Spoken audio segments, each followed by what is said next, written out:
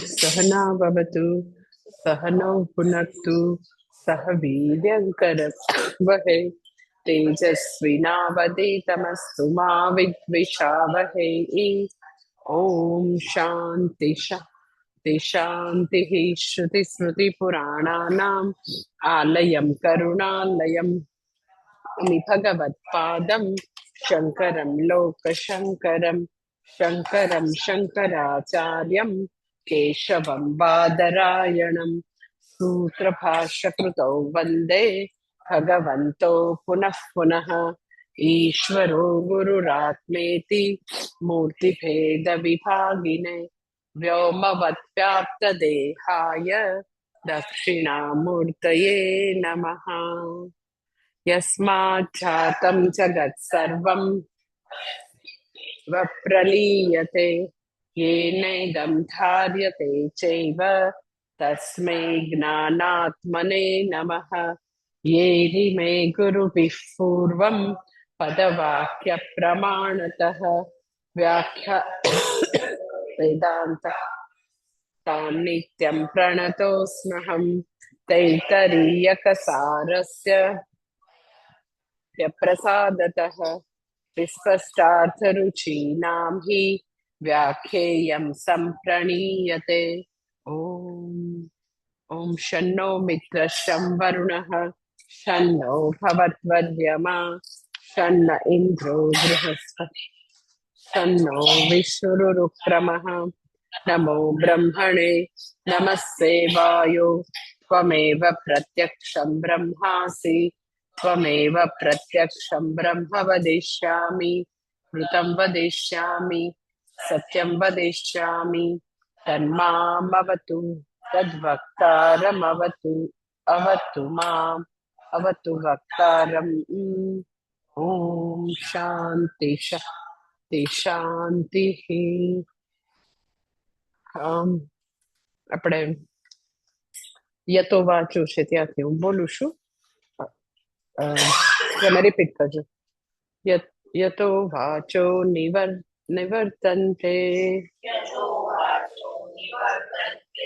અપ્રાપ્ય મનસા સહ આનંદમ બ્રહ્મણો વિદ્વાન ન બિભેતિ કદાચનેતિ તસ્યેસ એવ શારીર આત્મા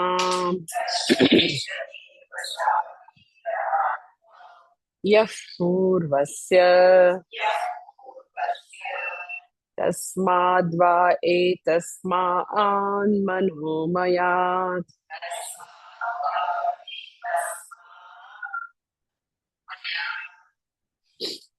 अन्योन्तर आत्मा विज्ञानमयः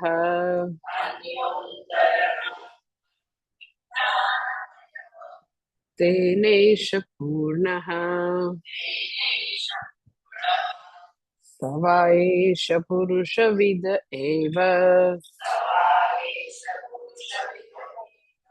तस्य पुरुषविदताम्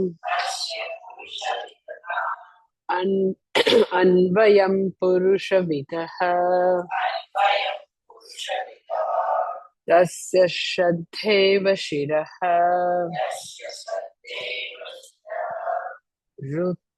रुद्दक्षिणः पक्षः सत्यमुत्तरः पक्षः योग आत्मा महः पुरुषं प्रतिष्ठा तदप्येष श्लोको भवति।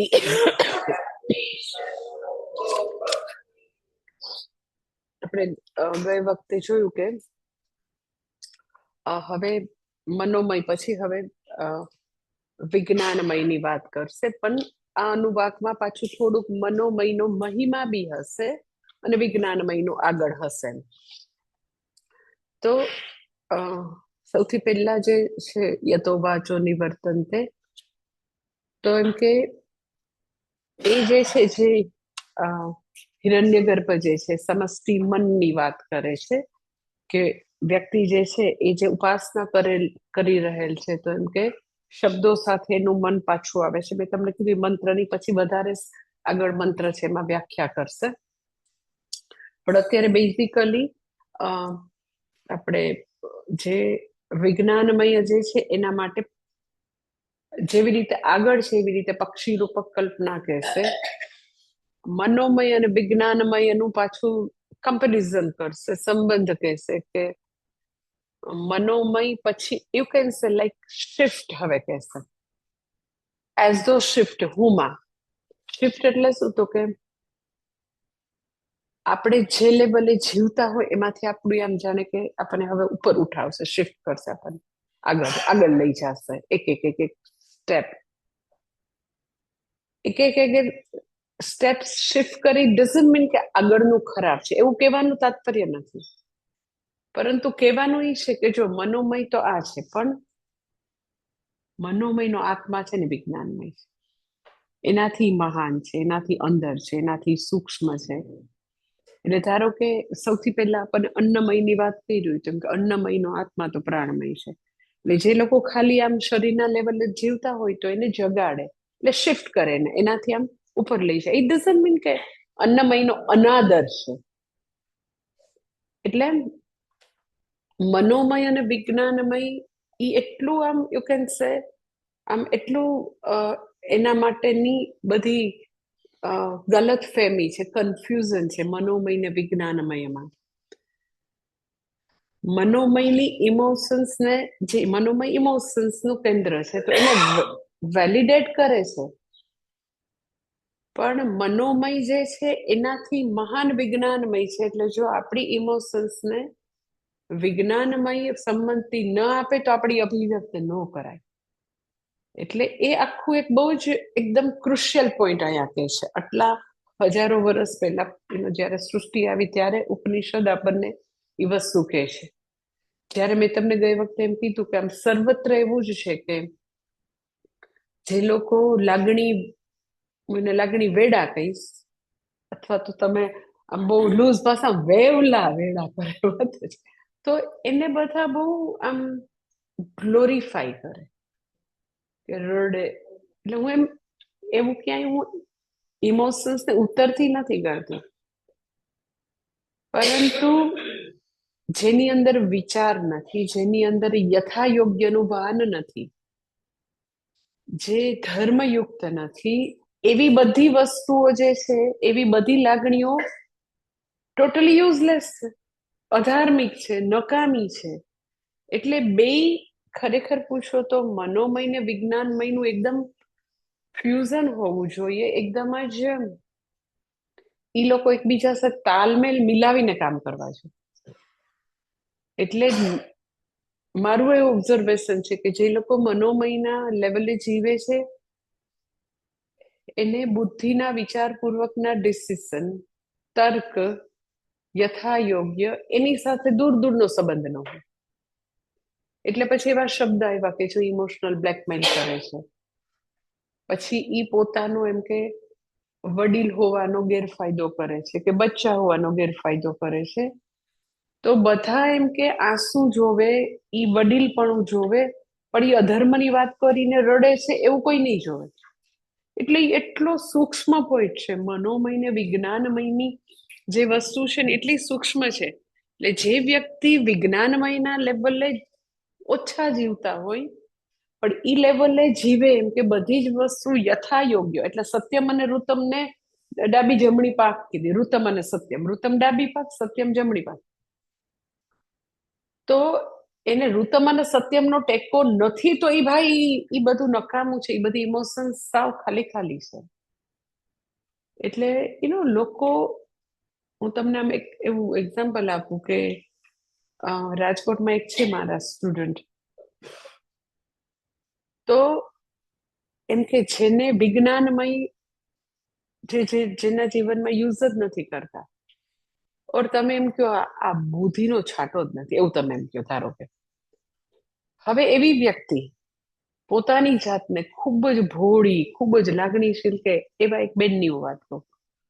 એની પુત્રવધુ જે છે એને આમ proven extra marital relation, proven ઈ એના એક્સ બોયફ્રેન્ડ ને લઈને ઘરે આવે અને આખા દુનિયાને ખબર કે એને છે.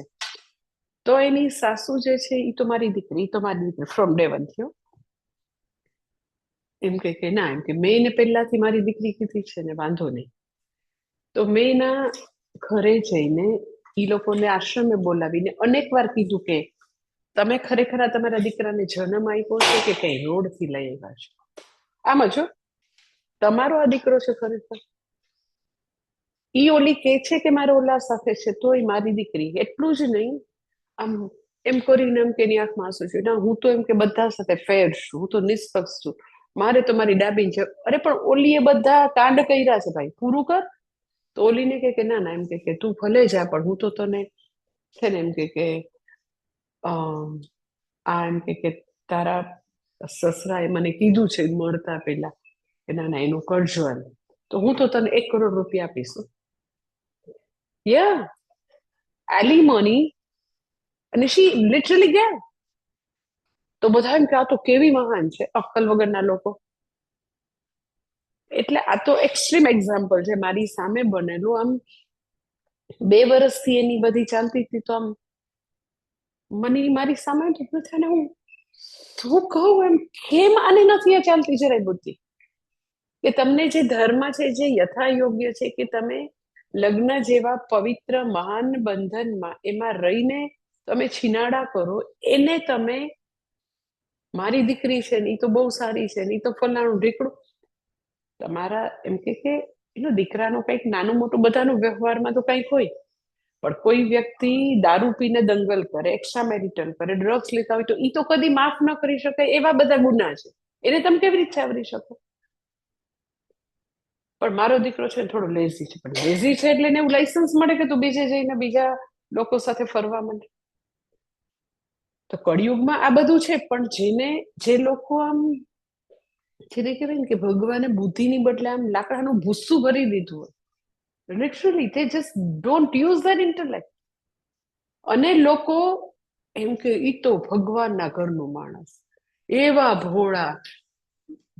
મને મારા એક સંન્યાસી છે ને, તો હું રાજકોટ હતી ને ત્યારે, આજથી લગભગ મને યાદ છે 10-12 વર્ષ 15 વર્ષ પહેલા પૂજ્ય સ્વામી દયાનંદજી આવે એટલે આમ બધું એમ કે ભગવાનની કૃપાથી હું આમ એકદમ મસ્ત બધું અરેન્જ કરું ને, તો એ એટલું ન કરી શકે તો વાંધો નહીં, કઈ એવું મને કોઈ ન કરી શકે એનો કઈ વાંધો જ નથી.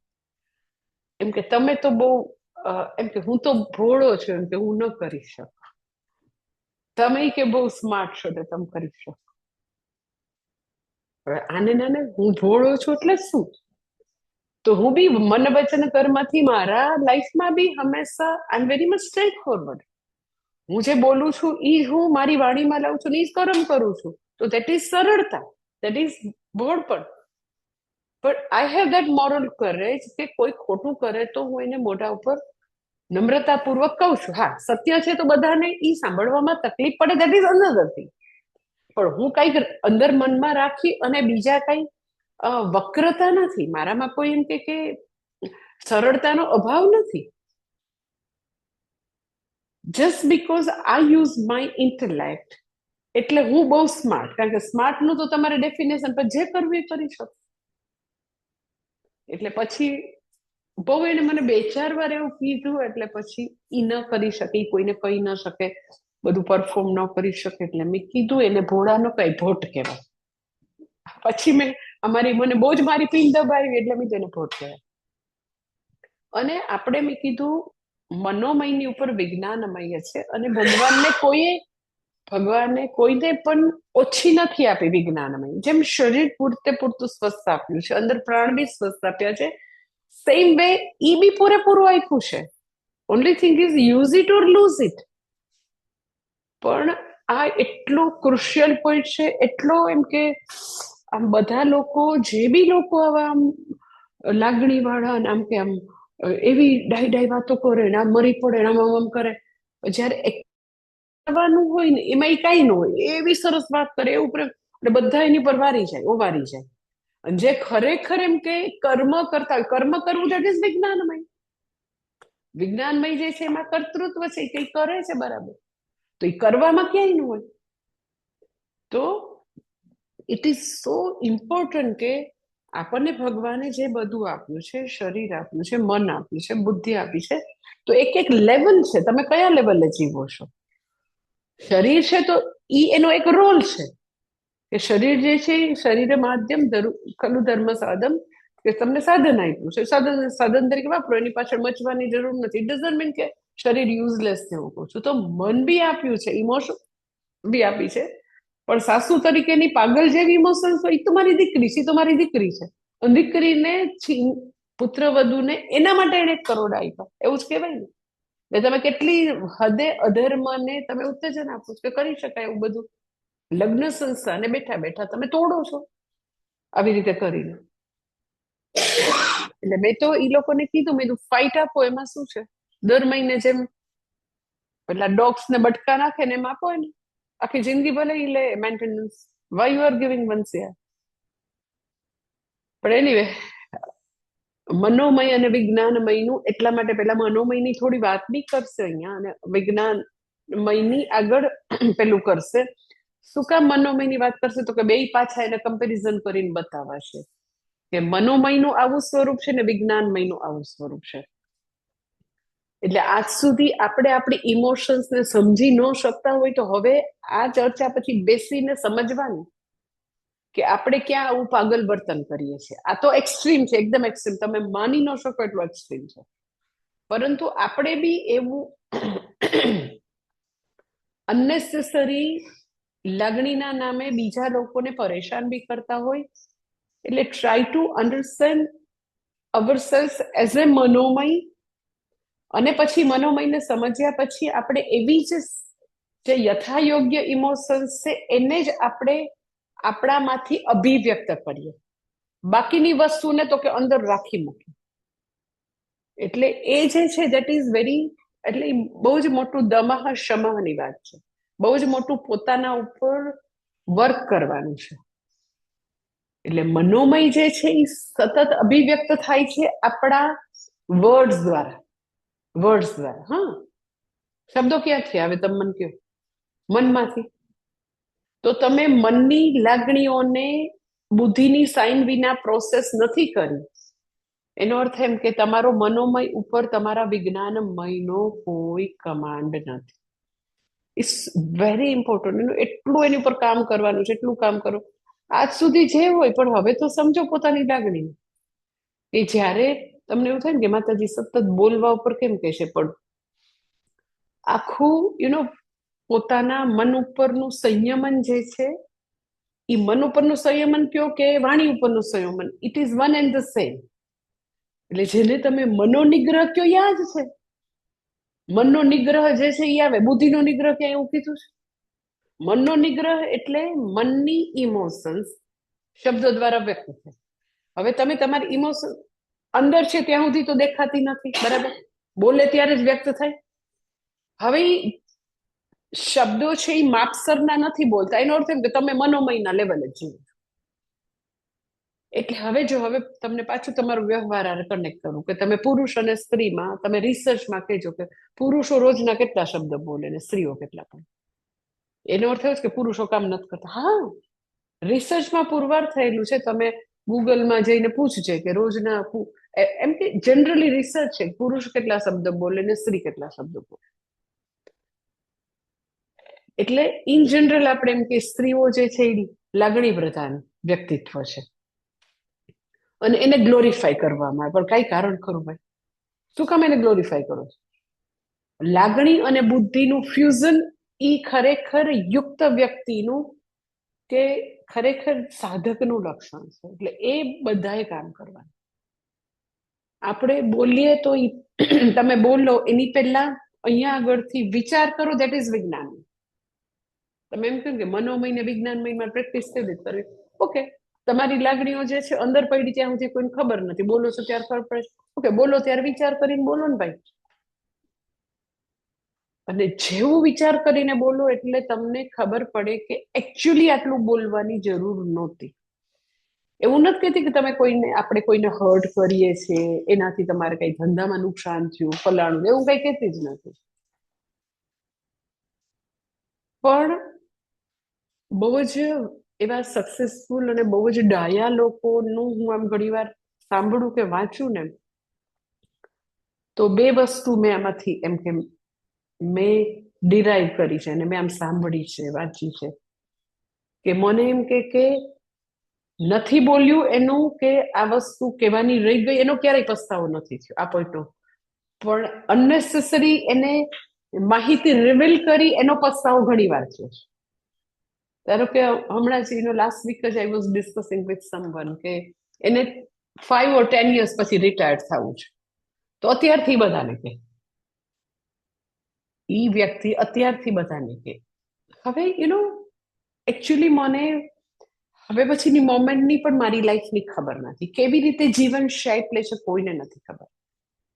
નિયમ એવો છે કે પોતાના ભવિષ્યના પ્લાન જે છે કહેવાય જ નહીં, કોઈ કહેવાય જ નહીં, ખરેખર ન કહેવાય. બહુ બહુ તો મેક્સિમમ એકાદ પોતાની સાવ ઇન્ટિમેટ વ્યક્તિ, સાવ ઇન્ટિમેટ, પણ એ બી એમ કે એ માહિતીની શું જરૂર છે, અને કીધા વગર તમારથી રહેવાતું જ નથી, માની લ્યો હાઇપોથેટિકલી, તો પોતાના પ્લાન છે એ ડાયરીમાં લખે. હા, અને ડાયરીમાં લખીને એના ઉપર તમે વધારે ને વધારે વિચાર કરી શકો. પણ હવે મારે 5 years પછી રિટાયર્ડ થવું છે ને મારે મારા ફલાણા કે ઢીકણાને જે છે એ આપવું છે. હવે 5 years પછી તમને એવું લાગે એ વખતે કે મારે નિવૃત્ત નથી થવું, પણ મારે 4 કલાક રોજ મારી ફર્મ ઉપર જવું છે. હું ડોક્ટર છું અને ડોક્ટર તરીકે ડોક્ટર ક્યારેય રિટાયર્ડ થાય જ નહીં, ચાર્ટર્ડ એકાઉન્ટન્ટ રિટાયર્ડ થાય જ નહીં. હવે જયેશભાઈ કોઈને એવું કે હું મારી ફર્મ તો મારા ફ્રેન્ડના દીકરાને આપી દેવાનો છે, મારો તો છે ને જેસલ અમેરિકા બેઠો. પણ માની લ્યો કે જેસલને કોઈ પણ એવું 5 વર્ષ પછી એવું થયું, પપ્પા મારે આવી જવું છે, હું તમારી ઓફિસમાં સાંભળીશ. હવે ઓલરેડી તમે કોઈના પ્લાન 5 જણાને કહી દીધા છે, કોઈ ટાપીને બેઠું છે તમારી ઓફિસ માટે, તો તમારે જે થૂકેલું છે એ ગળવાનો વારો આવે ને. આવી તો હું તમને 1000 વસ્તુ કહી શકું કે એમાં તમે કોઈને તમારા પ્લાન કીધો તો you are not hurting anybody, પણ એવી માહિતી રિવીલ કરવાની જરૂર નથી, છતાં બી રિવીલ થાય છે કારણ કે મનોમય ઉપર વિજ્ઞાનમયનો કોઈ કંટ્રોલ નથી, એટલે વ્યક્ત થઈ જાય. એટલે diary writing is so important. હું વર્ષોથી હું તો ડાયરી લખું છું, મને એટલી ગમે ડાયરી લખવી, બધા યરની મારી ડાયરી હોય, એકદમ ગમે મને, એકદમ. એટલે એવું નથી કે ડાયરીમાં એમ કે મને બહુ દુઃખ થયું, સુખ થયું, એવું નથી કહેતી. જસ્ટ કે તમે તમારું એક તમારી આખી વિકાસની યાત્રા, ઇનર જર્ની લખી શકો, તમારા ટાર્ગેટ લખી શકો, જે બી તમને જે લાઉડ થિંકિંગ છે એ તમારે કોઈને કહેવાની જરૂર નથી, ઇટ્સ યોર પર્સનલ જર્ની. તો તમે લખો તો એટલું ગમે ને, બહુ જ ગમે. મને તો એનાથી એટલો ફાયદો થયો છે કે લખ્યા કરો તો તમે સૌથી મોટો મને ફાયદો ડાયરી રાઇટિંગ થઈ છે કે એમ કે તમે કોઈ જગ્યાએ સ્ટક છો, તમને એવું થાય છે કે સપોઝ હું માની લ્યો કે મને હાઇપોથેટિકલી મને છે નહીં કે નીતા છે એની અમુક એવી હેબિટ હોય, તો હેબિટથી માની લ્યો કે હું દુઃખી છું. હા, બીકોઝ મારી હેબિટ એવી હાઇજીન માટેની બહુ જ ભયંકર છે, અતિશય હાઇજીનની મારી સેન્સ છે from childhood. It is from childhood, ભયંકર હાઇજીન સેન્સ છે. એટલે પૂજ્ય સ્વામી દયાનંદજી એની કેર કરવાની હોય ને તો એમ કે she only knows how to take care of myself, because મંદા માણસનું જે આમ ભયંકર હાઇજીનનો ખ્યાલ રાખવાનો, ભાઈ મારું સાવ ચાઇલ્ડહુડથી છે, અતિશય હાઇજીન, અતિશય. તો મારી જેવી સ્વચ્છતા, ક્લેન્લીનેસ અને પાછું સાયન્સ ભણ્યા હોય એટલે એમાં માઇક્રોબાયોલોજી સબ્જેક્ટ હોય, કેમિસ્ટ્રી સબ્જેક્ટ હોય, એટલે એમ કે બધી વસ્તુ કેમિસ્ટ્રી તો કે તમે એમ કે બધી વસ્તુ સ્ટરાઇલ કરીને જ વાપરવાની, એકઈ વસ્તુ અડવાની જ નહીં, સ્ટરાઇલ કર. એ આમે એવું અંદર છપાઈ ગયું હોય. તો મારા સ્વભાવની વર્સિસ તમે એમ કહો કે નીતાનું છે, તો એને એવરેજ ઓર બિલો એવરેજ એની હાઇજીન અને ઓર્ગેનાઇઝ કેપેસિટી હોય, બધાની સરખી ન હોય. તો ધારો કે હું એનાથી માની ગયો કે દુઃખી છું, એ ફ્રીઝ અડે તો ફ્રીઝ એ ગંદુ હોય, એ ડ્રોવર અડે તો ડ્રોવર એ ગંદુ હોય, તો હું એની હારે આમ કરું ને ફાઇટિંગ, એની કરતા મેં ડાયરીમાં લખ્યું કે ભગવાન આને શું કરવું મારે, ધારો કે મેં લખ્યું છે, તો એવું મારે એમ કે હું રોજ ન લખું, અઠવાડિયામાં 1 વાર 2 વાર ડાયરી લખી હોય તો પછી એમ કે અમુક દિવસ પછી 6 મહિને હું પાછું આગળનું પતું ખોલી દઉં. પછી એ દિવસે ધારો કે હું નીતાની સ્વચ્છતાની ટેવથી હું ધારો કે દુઃખી થઈ, તો મને મારી ઉપર હસવું આવે કે ભાઈ આ 2 વર્ષ પહેલા એ તો આવી જ હતી, સુધરવાની પણ જરૂર છે. 2 વર્ષ પહેલા શી વોઝ લાઈક ધીસ, પછી તમે એમ કે 10 વર્ષ પહેલા લે તો ત્યારે નીતા તો આવી જ હતી. ઈ આવી રીતે ફ્રીજનું બારણું ગંદુ રાખે, ઈ લોટના વડા હાથ રાખે, ઈ ઘીની બરણી છે એને બી ગંદુ રાખે. ઈ બિચારીને, કારણ કે ઈ જે હાઇજીન, સ્વચ્છતા, ઓર્ગેનાઇઝ, સમય સૂચકતા, પછી વસ્તુનો બગાડ ન કરો, it is all from childhood.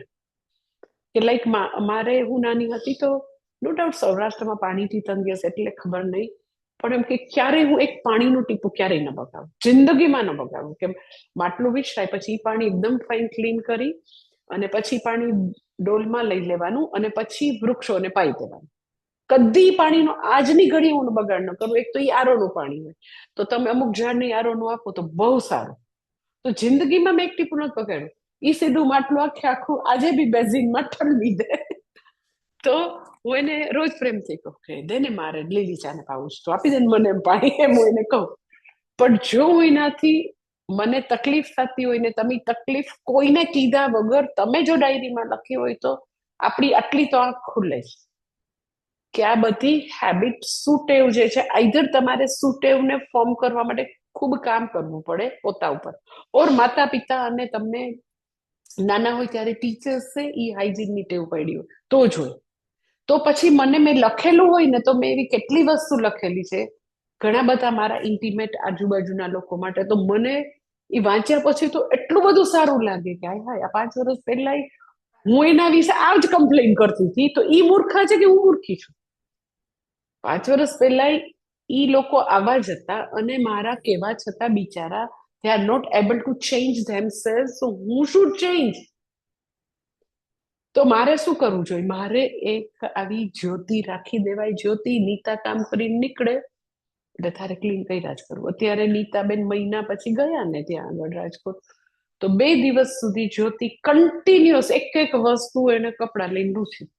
So I never tell her to Nita કે ભાઈ તું સુધરી જા. નો, તમે એની રેમેડી શોધો છો કારણ કે તમને ખબર છે. શું કામ ખબર છે? બીકોઝ યુ ડોન્ટ અનનેસેસરી બોલવામાં તમે શક્તિ નથી મેળવતા. અને તમે જેવું બોલવાનું ઓછું કરો, લખવાનું વધુ કરો. લખવું દેટ ઇઝ વિજ્ઞાનમય.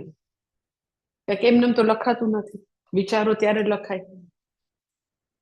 એટલે બધાએ પોતાનું હોમવર્ક વિજ્ઞાનમય માટેનું એક કરવું પડે. એટલે જ્યારે આમ ઓનેસ્ટલી એવું છે કે જ્યારે ખૂબ જ બોલવું પડે એનો અર્થ એમ કે ઇમોશનલ પ્રેશર છે. કુકરની અંદર ખૂબ જ ભરાઈ જાય તો આમ કેવી સીટી વાગ્યા જ કરે ને અંદર પ્રેશર. બોલવું એટલે પોતે પોતાની જાત સાથે હોમવર્ક કરવું પડે કે શા માટે બોલવું પડે છે. તમે તમારા ગુરુ કે ઇન્ટિમેટ વ્યક્તિ પાસે બોલો છો એ તમે અગેન વિજ્ઞાનમય કે તમે વિચારપૂર્વક બોલો છો કે આઈ મે gate sum solution.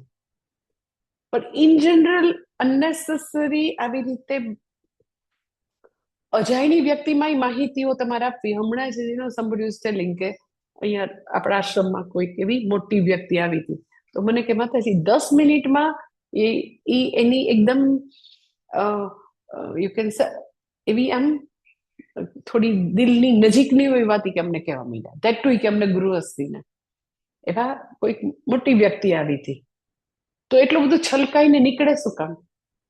Because A process નથી થયું. એટલે વિજ્ઞાનમય એ છે કે અંદરની બધી ઇમોશન્સ તમે જાત સાથે બેસીને લખીને પ્રોસેસ કરી પછી બહાર આવે. દેટ ઇઝ વિજ્ઞાન. પણ તમે કોઈને હજી 10 મિનિટ મળ્યા ત્યાં તમારે એટલી બધી વાત જો કેવી પડતી હોય એનો અર્થ એમ કે દેટ ઇઝ ઇનર પ્રેશર. આપણે આપણું લાગણીઓનું મેનેજમેન્ટ જાણતા નથી.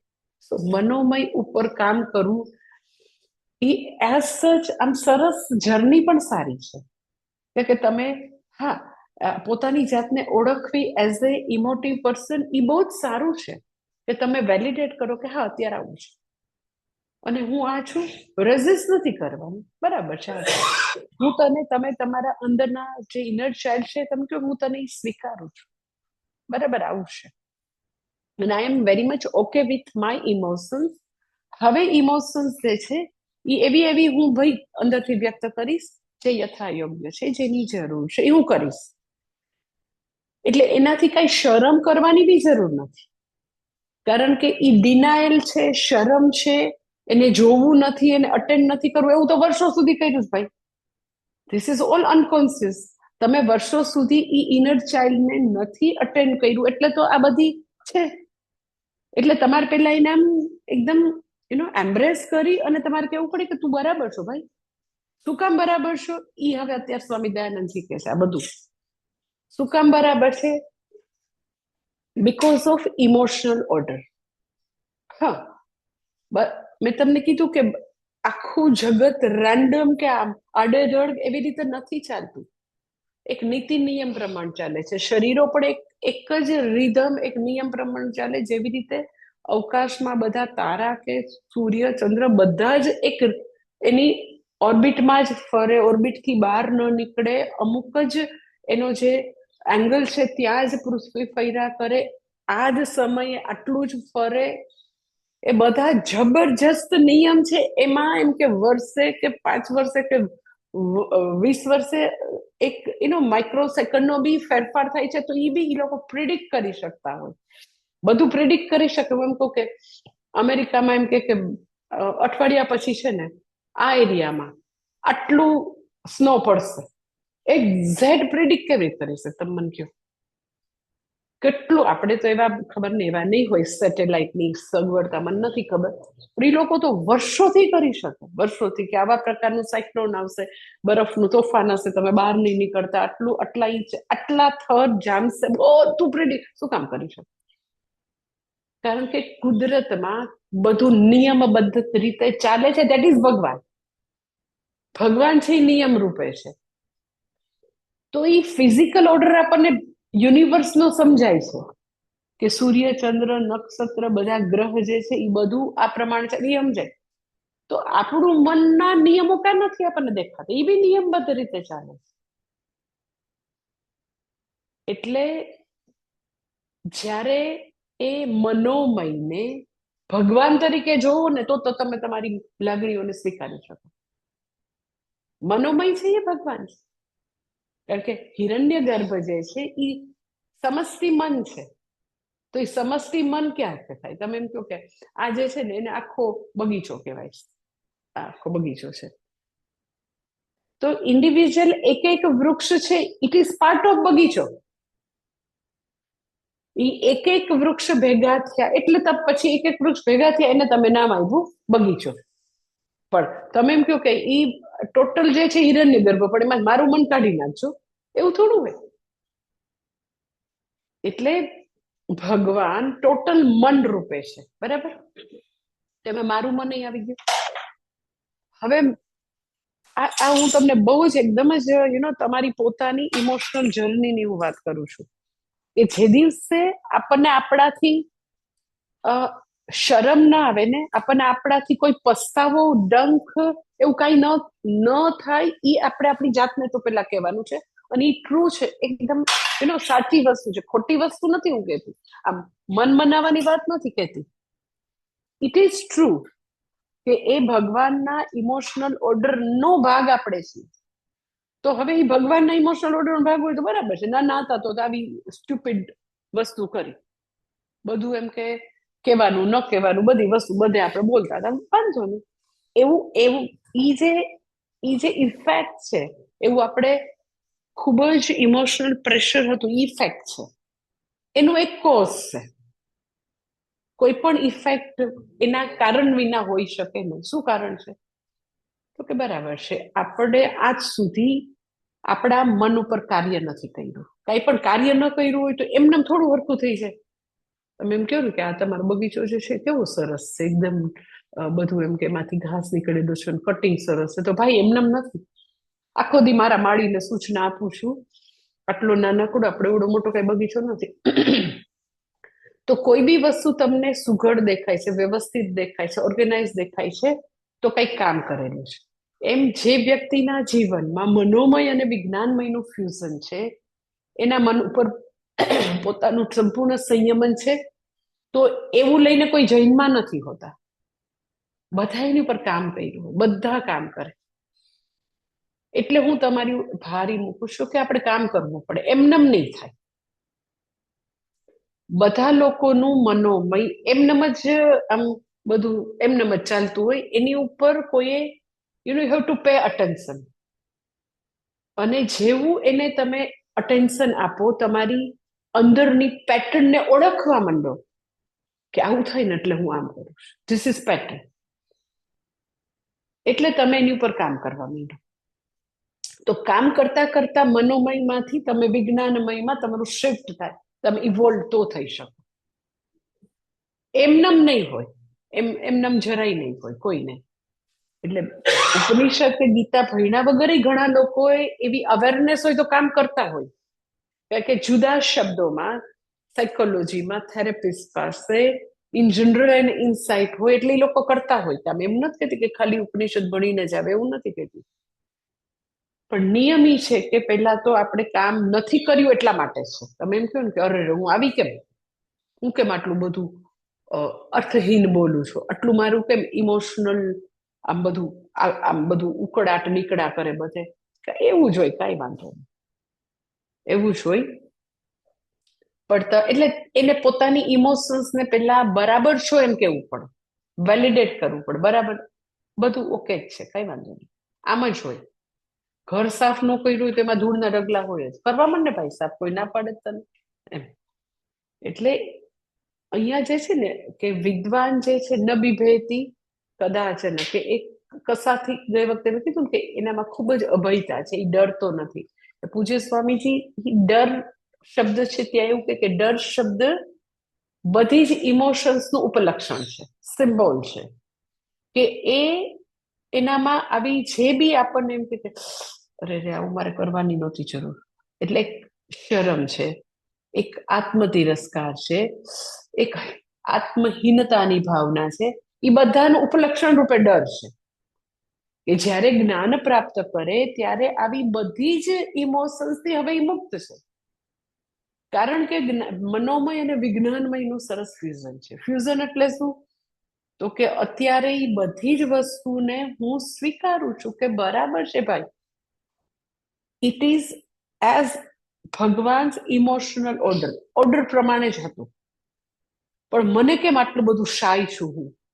બરાબર છે. આવા સંજોગોમાં, જેને ઘરમાં આવા સંજોગો મળ્યા હોય કે બોલવા જ ન દે, તમને કઈ ખબર ન પડે, ઓકે, તો એ વ્યક્તિ બિચારી આવા સંજોગો છે, તો એની કોઝ હોય તો એની ઇફેક્ટ તો કઈ શાયનેસ નો કહેવાય. એક્ઝામ્પલ વાપરું છું કે ખૂબ જ એમ કે એના ઘરમાં એના ફાધર જે છે ઓથોરિટી એટલા ગુસ્સાવાળા હોય ને, એકદમ એના દીકરા અને ફાધર સાથે ભયંકર ફાઇટિંગ થતી હોય, તો એમ કે એને ભગવાન માટે લાગણી થાય જ નહીં. ઈશ્વરની ભક્તિ માટે ઈ ઇમોશન્સ એની આમ સાવ કુંઠિત થઈ ગઈ હોય. તમે કે હાવ નાસ્તિક છે, હાવ નકા, નો નો, એને ભગવાન માટે પ્રીતિ નથી થતી, તો એનું કઈ કોઝ છે. શું કામ? તો કે ત્યાં ઓથોરિટી ફિગર છે, એને બહુ જ એને ઉપર ગુસ્સો કર્યો, તો ભગવાન બી આખા જગતની ઓથોરિટી છે, તો હવે ત્યાં એ કનેક્ટ થઈ શકતી નથી વ્યક્તિ. એટલે જ્યાં બી જે બી વસ્તુ તમે ઇમોશનલી સ્ટક થયા છો, તો એ કઈક છે રીઝન. અને રીઝન એ કેવું છે, કોઝ ઇફેક્ટ રિલેશન, એમ કે તમારા માટે સાચી છે, બીજા માટે ના, બધામાં આવું છે. એટલે હું તમને ઘણી વાર એક્ઝામ્પલ આપું કે જે ઝોપડપટ્ટીના છોકરા હોય એ બિચારા ને જ્યારે હજી સમજ આવે અને થોડા ચાલતા કે દોડતા શીખે ને, તો સૌથી પહેલું કામ તો કે જ્યાં કોથળી લઈ આવ દારૂ. અને એટલો આલ્કોહોલિક બાપ હોય અને ઘરમાં એટલું આમ જેને કહેવાય કે ખરાબ વાતાવરણ હોય, ભયંકર. તો એટલું ડિસફંક્શનલ, આટલું ખરાબ પોલ્યુટેડમાં ઉછરેલું બચ્ચું જે છે એ ક્રાઇમની દુનિયા તરફ વળે, એ બહુ સ્વાભાવિક છે, એકદમ સ્વાભાવિક. આવું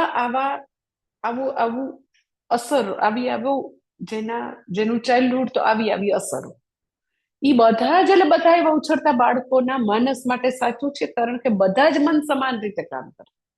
કે કોરોના થાય તો એમ કે એક વ્યક્તિની જેમ કે આવું થયું ને કોરોના થાય બધાને હરખી જ ઇફેક્ટ આવે, ઓછી વધતી હોય દેટ ઇઝ અનધર થિંગ. તો જેમ બધા એમ કે ફિઝિયોલોજીકલ ઓર્ડર છે, શરીરો એક રીતે કામ કરે છે, આખું યુનિવર્સ જે છે એક જ રીતે કામ કરે.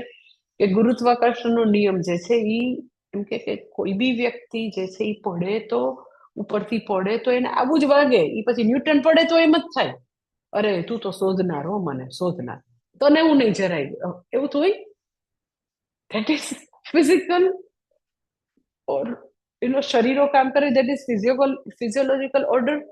એ બધા ઓર્ડર છે, નિયતિ તો મનની નિયતિ છે. તો આપણે એઝ એ ઇન્ડિવિજ્યુઅલ આ બધી વસ્તુ આપણી જાતને પહેલા તો કહેવાની કે આપણને ખબર નથી, પણ કંઈક કોઝ ઇફેક્ટ રિલેશનશીપ છે, કંઈક છે એટલા માટે ઇન્સિક્યોરિટી છે, ફિયર છે, ડંખ છે.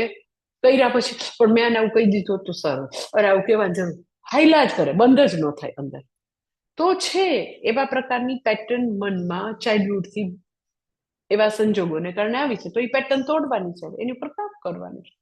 કઈમાં નિરાશ થઈને અથવા પોતાની જાતને હીન માનવાની જરૂર નથી. એટલે એઝ એ ઇમોટિવ પર્સન પોતાની બધી ઇમોશન્સને આમ એકદમ જ એમ્બ્રેસ કરવાની છે. દેટ ઇઝ કે તમે મનોમયને નીચું નથી ગણતા, એમ્બ્રેસ કરો છો ને પછી એમ કે હા હવે આ વસ્તુ છે ને એમાં મારે બદલાવ લાવો છું, હું કામ કરીશ. એટલે સ્વીકાર પછી પરિવર્તન એવો નિયમ છે. ફર્સ્ટ સ્વીકાર પછી પરિવર્તન.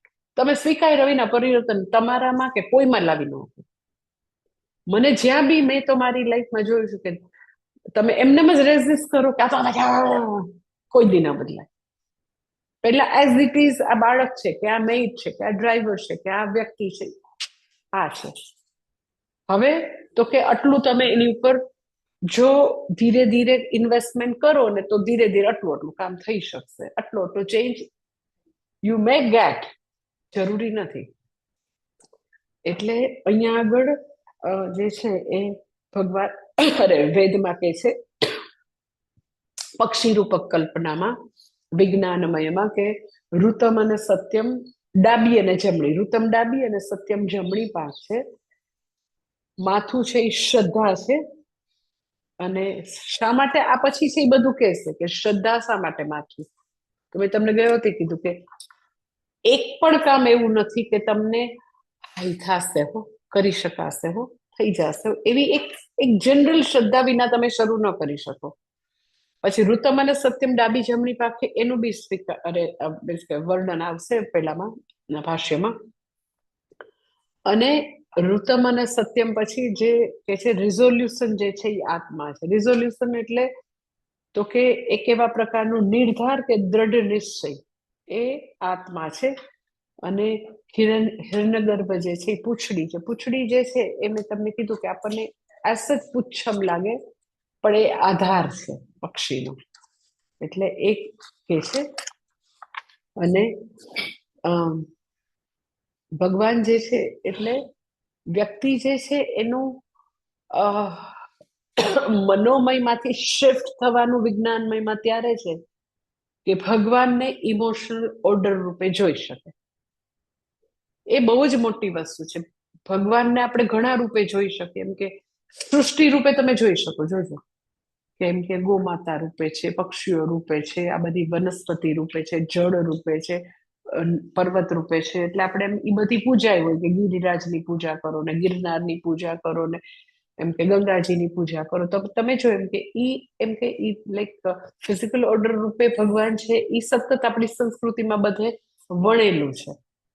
હવે તો કે એ ઇમોશનલ ઓર્ડર રૂપે ભગવાન છે, એટલે ઈશ્વરને આપણી બધી ઇમોશન્સ ઈશ્વરથી ભિન્ન નથી, એ અભિન્ન છે, જરાય જુદી નથી ભગવાનથી. એવું કરો તો આપણી બધી ઇમોશન્સને તમે પ્રોસેસ કરી શકો. એ ભગવાનથી જરાય જુદી નથી. એટલે ભગવાનથી જુદી નથી એટલે ભગવાનના જ નિયમથી આ બધું થયું છે, જે કાંઈ થયું. અને તો પછી એ બધી લાગણીને તમે પ્રોસેસ કરી શકો તો પછી જે ભૂતકાળના રંજ છે, ડંખ છે, શું કામ તો કે એ મને ખબર નહોતી પડતી ને એટલે એને મારો લાભ લીધો. ઓકે, જે છે એ નથી ખબર પડતી એવા પ્રકારનું મન જે છે, it was part of emotional order.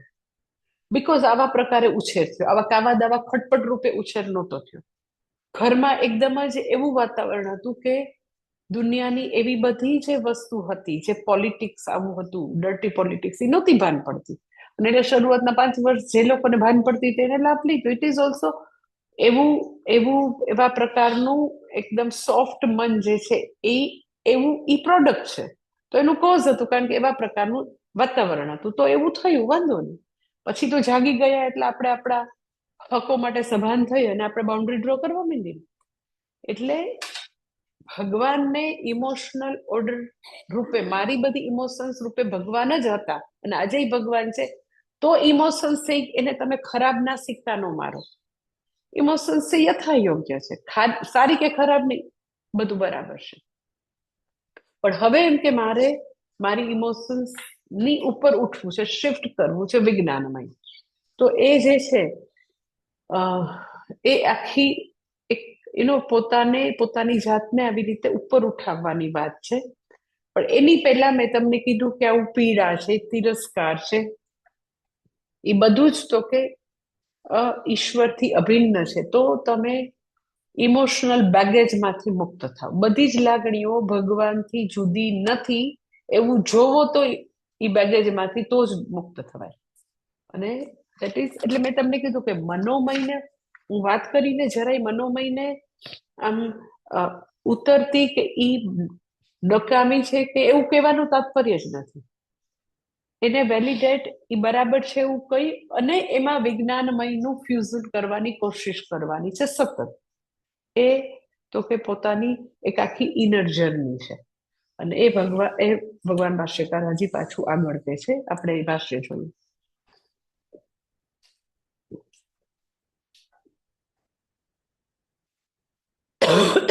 યતો વાચો ત્યાંથી યતો વાચો નિવર્તન્તે અપ્રાપ્ય મનસા સહ ઇત્યાદિ તસ્ય પૂર્વસ્ય પ્રાણમયસ્ય એષ એવ આત્મા શારીરઃ શરીરે પ્રાણમયે ભવઃ શારીરઃ કહ યહ એષ મનોમયઃ તસ્માદ્ વા એતસ્માत् ઇત્યાદિ પૂર્વવત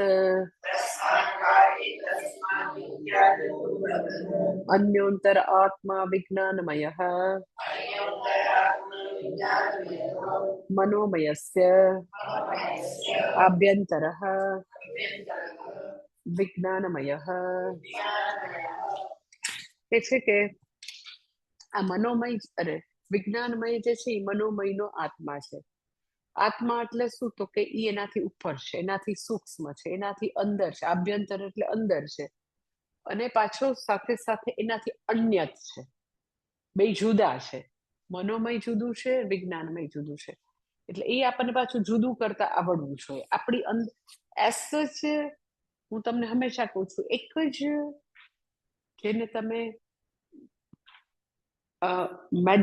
મેડિકલની ભાષામાં આપણે બ્રેઇન કહીએ, સપોઝ શાસ્ત્રની ભાષામાં આપણે અંતઃકરણ કહીએ. તો એક જ બ્રેઇન છે, એક જ અંતઃકરણ છે, પરંતુ આપણે એના કાર્ય પ્રમાણે વિભાગ પાડ્યા.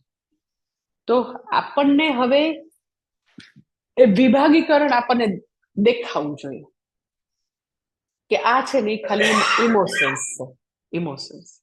અને આ છે ને આપણે ઇમોશન્સને પ્રોસેસ કરીએ છીએ, આપણે ઇમોશન્સને સમજીએ છીએ અને યથાયોગ્ય રીતે કેવી રીતે વ્યક્ત કરવું એવો નિશ્ચય કરીને વ્યક્ત કરીએ છીએ. એટલે એ જ અંતઃકરણની આવા નિશ્ચયવાળી વૃત્તિને વિજ્ઞાનમય કહેવાય. એટલે ખાલી મનોમયના લેવલે જીવીએ તો બધું એમને બહાર આવે. હું જે તમને એક્ઝામ્પલ આપું છું ને કે ફેક્ટરીમાં તમે એક બાજુ રો પ્રોડક્ટ રો મટીરિયલ નાખો ને પછી ફાઇન પ્રોડક્ટ બહાર આવે. પણ જો તમે એને અગ્નિના પ્રોસેસ હાઉસમાં ટાઇલ્સ એને પ્રોસેસ ન કરી તો નાખી માટીના આ બે માટીના લોંદા ખાલી પાણી વાળે એમના માટીના બધા એમના પિંડા બહાર આવે. તો એવું થોડું હોય. શું હોય તો કે એકદમ સરસ મજાની કેટલાય ટેમ્પરેચરમાં કેટલી તપી તપી તપી સરસ મજાની ટાઇલ્સ બહાર આવે. એટલે ખાલી મનોમયના લેવલે જીવે એનો અર્થ એમ કે તમારી અંદરનું જે પ્રોસેસ થયા વગરનું રો મટીરિયલ મોઢામાંથી પડ્યા કરે છે. હા. પણ એ એ તો કે ભઠ્ઠીમાં તપવું જોઈએ, એકદમ જ તપવું જોઈએ કેટલું. એટલે અહીંયા વિજ્ઞાનમય જે છે એ મનોમયનો આત્મા છે, સૂક્ષ્મ છે, અંદર છે, અન્યત છે. અન્યત ઈ ખાસ અન્યત એનાથી જુદું છે. ઈ પેલા તો ઈ પોતાની આવી બે બે એસ છે એનો વૃત્તિ જ છે. ઓલી બી વૃત્તિ છે, જે લાગણી છે એ પણ એક વૃત્તિ છે, પણ આ નિશ્ચયાત્મિકા વૃત્તિ છે. એકદમ ફર્મ ડિસિઝન કે ના આમ જ કરાય, આમ ન કરાય, આ નથી, આ સાચું નથી, આ ખોટું છે, આવું યોગ્ય નથી, આવું ન બોલાય, આવા ટોનમાં ન કહેવાય, આવી રીતે કોઈને હર્ટ ન કરાય. તો ધેટ ઇઝ એ પ્રોસેસ થયેલી ઇમોશન્સ જે છે ધેટ ઇઝ વિજ્ઞાનમય. એટલે વિજ્ઞાનમય જે છે એ એસ જ અંદર છે અને એનો આત્મા છે. અંદર છે, આત્મા છે ને એનાથી જુદું છે.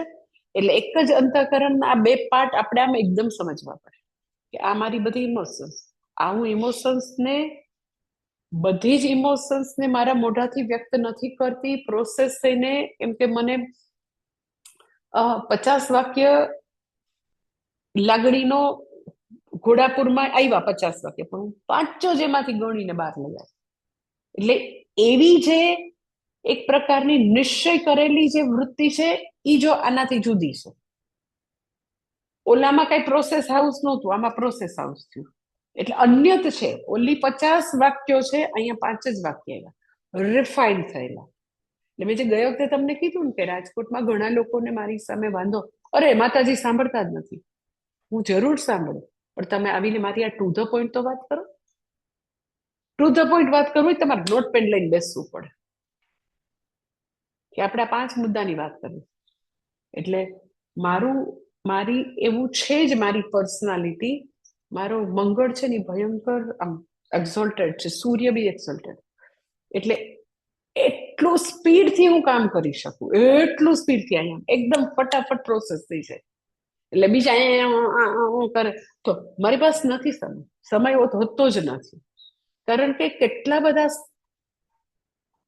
કામ નિપટાવાના હોય. અને આઈ હેવ ભગવાનની કૃપાથી જબરજસ્ત ટાઈમ મેનેજમેન્ટ, જબરજસ્ત. તો એક વ્યક્તિ પોતે પોતાનું હોમવર્ક કર્યા વિના કરે તો I don't have the time and mind to tolerate all this thing. When you come to your guru or leader, you should be ready with your homework.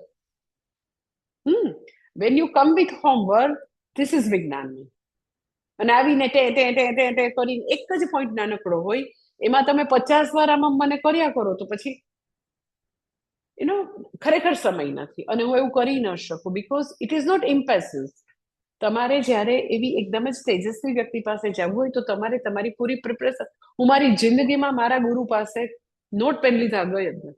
કામ કરવા બેઠો હોય જ મારે નોટ પેન, અને હું લખીને જ આવ્યું કે સ્વામીજી પાસે 2 મુદ્દા કરવાના. એની પહેલા મેં પાછા 2 મુદ્દા એને મોકલી દીધા હોય.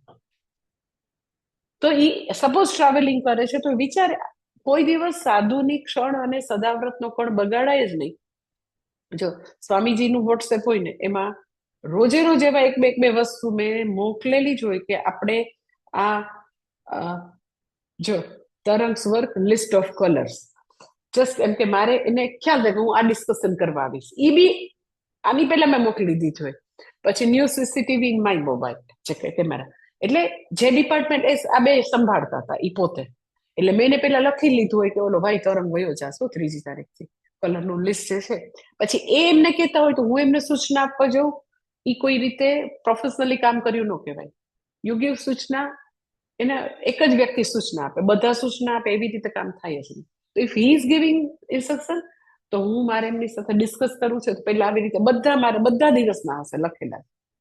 એને મેં મોકલું, હું નોટ પેન લઈને હું કદી એનો ટાઈમ ન બગાડું, કદી ન બગાડું, ઇવન એ ટ્રાવેલ કરતા હોય તો ન બગાડું. શું કામ? તો કે બિચારા આટલું કામ કરતા હોય, આટલા લેવલે કરતા હોય. We don't have right. ખાલી સ્વામીજી નહીં, ક્યાંય બી હું વાત કરવા જાઉં, કલેક્ટર